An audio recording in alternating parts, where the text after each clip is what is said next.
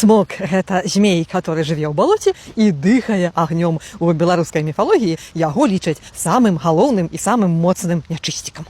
У наших легендах анёлы закавалі цмока у пячоры у вялікай гары. І вось гэтыя ланцугі, которымі цмок скаваны, разбураюцца, калі людзі робяць грахі. І вось калі людзі грашаць і будуць грашыць далей, то гэтыя ланцугі разбурацца, цмок вырвецца на волю і знішчыць увесь Божы свет.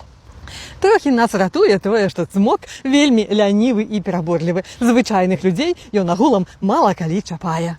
А калі ўжо цмоку патрапіцца якая вельмі наглая ахвяра, то цмок спачатку паглядзіць і падумае, варта дзеля гэтага уставаць з месца і нейкія намаганні прыкладаць, ці плюнуць і пакінуць іншым нячысцікам. Дарэчы, даваць гэтую пераборлівасць і фанаберыстасць астатнія нячысцікі цмока не вельмі любяць. Ёсць у цмока і вельмі пазітыўныя рысы характару. Ён адмысловы чысцюля і штодня ходзіць у лазню, бо лазня – месца, што можа аб'яднаць яго сілы і агонь, і ваду.